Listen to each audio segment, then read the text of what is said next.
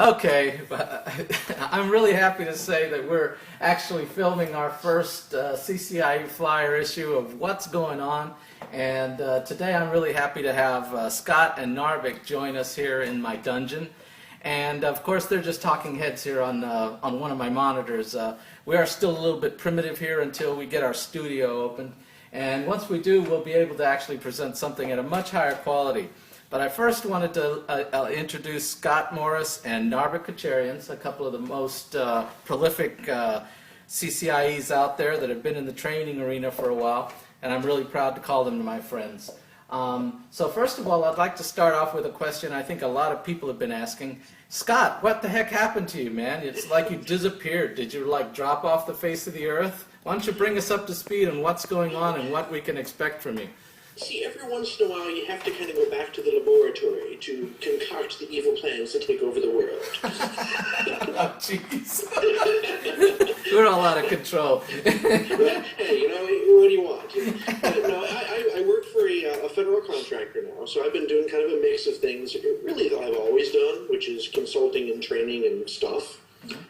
So it's just under a new company right now, and as everybody probably knows, we've recently started up our training division. So back in the world of things, under Cisco, under Juniper, under a couple other things that whatever it is that we do to want to have fun. Very good, very good. Can you tell me a little bit about Nova Datacom and how this new relationship is going to be bringing out more training materials for future CCIEs? Oh, dude, it's all about awesome stuff.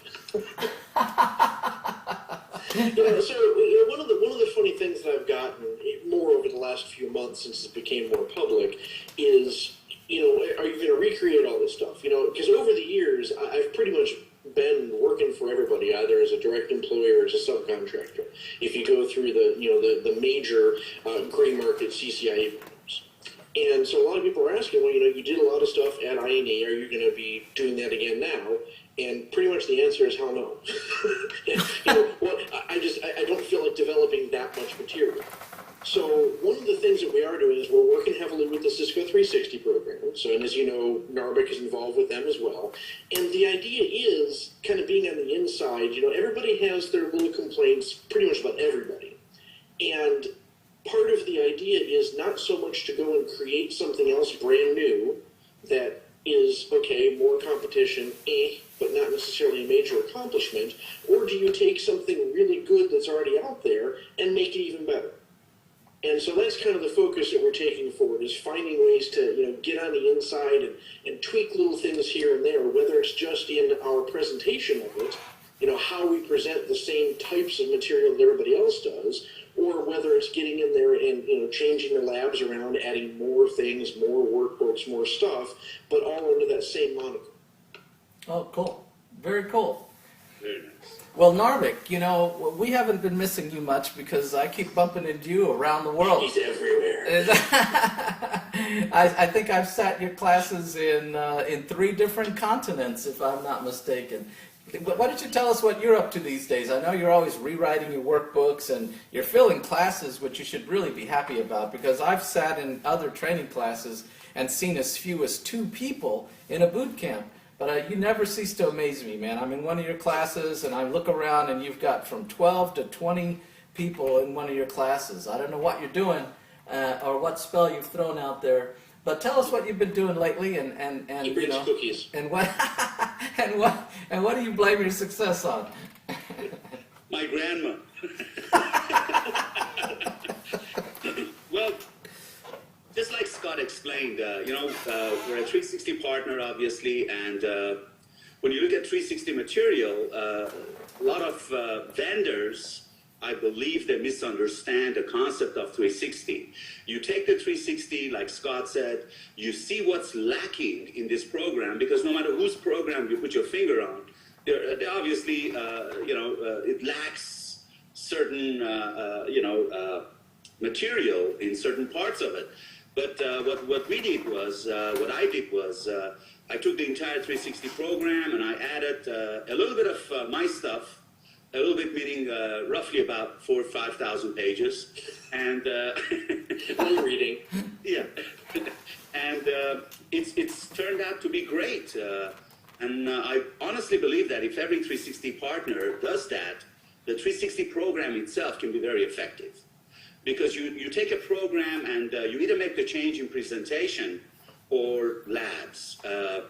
Now, what I did was I made the changes in both areas, and obviously people like it. And as a result of that, it's working well. I mean, thank God, touch wood, it's working well. Very cool, very cool. Well, the CCIE training world has been hurt by the economic downturn, which I think has become pretty obvious by some of the changes we've seen in some of the gray market vendors and some of the 360 vendors. But, you know, we've recently seen some of them change their strategies or you know, shrink their product. Narbik, you were recently bummed out by some changes in a few. Which companies have you been hearing about? You know what, honestly, I hate to see any of the gray market or even 360 vendors go out of business. And I hope to God that none of them do, because competition can only make you better. Honest to God. You know, Eman, I truly believe that. Well, recently I heard that this particular company is no longer offering classes. I was a little bit upset because I thought, wow, I was just bummed out. Yeah. I don't like to see anybody go out of business. But when I went to their blog and I read it, obviously they haven't gone out of business. The strategy has changed, and they are probably more successful doing what they're doing. They obviously know their own business much better than you and I do. And I believe the strategy is, well, it fits the economy. Yeah. But I honestly believe in a bad economy, you should get more students. Because when you look at CCIE certification, I honest to God believe that it's somewhat of a recession-proof certification. Yep. And the worse the economy gets, the more people should think about themselves and go after this certification, whether they attend Scott's bootcamp, Narbik's bootcamp, INT bootcamp, IP expert bootcamp. It's irrelevant. You know, they should seriously go after this certification so they can bulletproof their employment. Yeah, their careers, I tell you what, those people with these certifications have been in such high demand. And as a recruiter, I've seen just an astronomical increase in the demand for CCIEs.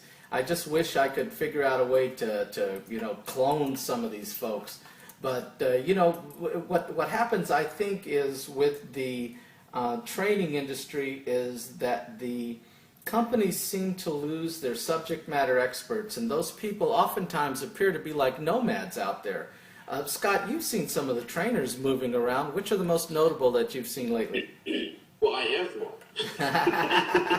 Looking in the mirror, I know. So I kind of know that part. Well, you see, I don't know if I'd use the word nomads for anything, but I mean, I agree a lot with Narbik that really in a recession you should be, as a company, concentrating more on the training. You know, one, you want to be able to retain people, you know, find interesting ways to retain them and enhance the skill sets that you have. You know, everybody says that, you know, we've got to cut costs on stuff. Yes, that means letting some people go, but it's a very short-sighted view to look at it and say, well, gee, let the high-salary people go and you'll solve all your problems. Well, no, not really, because it is the whole law of efficiency.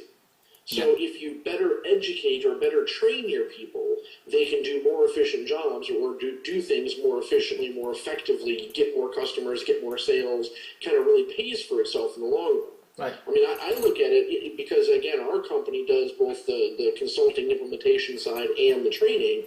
You know, I'd almost be happy just to train people that I can go ahead and turn around and hire, because we've got so many open recs for things right now that it's silly. Yep. You know, everybody talks about a shortage of stuff, and I was sitting there going, no. I mean, maybe for somebody who doesn't know anything, yes, there's a shortage, but for well-trained or well-skilled people, absolutely, there's plenty of stuff to do. Yeah, there's been a lot of increase in the numbers of CCIEs that have light experience. And as a recruiter, I keep bumping into that. That's always such a problem, you know? Well, and there's interesting ways around that too. And as somebody who's coming up who doesn't have very much experience, one of the things they should be asking themselves is, well, how the hell do I get that? And if you can't get the job to get the experience, but you need the experience to get the job, Catch-22. it is a catch-22. So how do I Hey, man.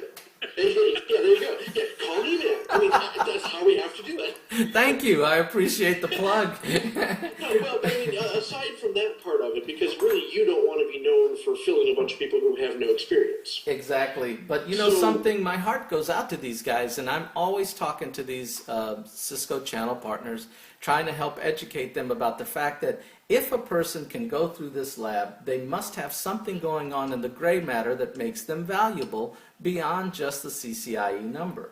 Don't you think? Yes, but that doesn't always translate into billable time. That's true. That's true. And that's the thing we got to get to with it is how do you get these skills in there? Mm-hmm. And really what somebody like you, Eman, should be thinking of, because you want to have this style as being, the agent for the CCIEs, is how do you work with companies to engage them in something like internships? Yep. Where somebody works for little to no money for, even just a few hours here and there, but at the same time, they're going to gain experience. Hey, One Narbik. side gains some billable hours out of it, the other side gains some experience out of it, and in the long run, they may say, hey, you're really awesome, I'm just going to go ahead and hire you on full time. Yeah, well, I got a question then. Narbik, when was the last time you heard a guy that had a CCIE saying, I'll work for little or no money? Well, you know what? Based on what you see out there, the reason CCIEs or brand new CCIEs, if you will, these are CCIEs with very little or no experience.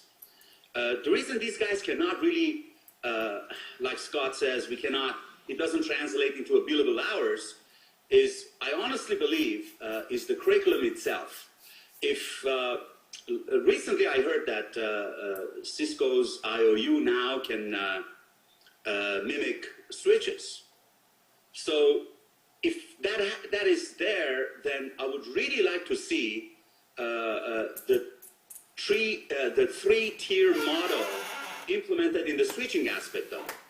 For example, when you look at the typical enterprise, I'm sure, Scott, you've seen many of them, you see a 4500 series, probably as an access layer. You see 6500 in the distribution layer, and you see a 6500 and or a 7000 series Nexus in the core layer. Now, when you look at that beautiful model, it's not so much hardware. People always misunderstand what I'm saying. It's not the hardware, it's the features that are useful to a company. That is not available on a 3550 or a 3560. Yeah. So I believe if Cisco really changes that into 4500, put a couple of 4500s, a couple of 6500s, and a bunch of 3750s, we're emulating anyway, for God's sake. So it's not going to be money out of pocket. The CCIEs that come out, they'll be extremely relevant. So now Scott can say, you know what? This is if they can get the features, though. Well, so like the hard part about it, so, I've played around a bit with the L2 IOU. And yes, it can do switching, which is a big step for like the troubleshooting section to be able to scale into large number of devices. But the thing is, there's a lot of features that you can't do. So in that, when you can't do certain features that are really ASIC based, your idea of calling it, 4500, which honestly I would vote off the island anyway, but beyond that, 3750 stacked, much better. Okay, but either way we go, whether you call it a 4500, a 6500, a 7000 Nexus be different, but anything in there, you can't differentiate between them because the differentiator is the feature sets. So I would say that if these individuals were conversant in these technologies and were given the opportunity to actually be able to go into an interview, that somebody who's a newbie who actually knew how to discuss some of these areas would probably be able to impress and increase their ability to get hired by someone. Man, just imagine if you touch any CCIE today, ask them about 3560, I'm telling you, they will do things that, some of the guys with 10 years, 15 years experience haven't even heard of. Wow. Now, if we get that good, the 6500 series router switches, oh my God, you'll be so, high in demand. Yeah, this is great advice. But guys.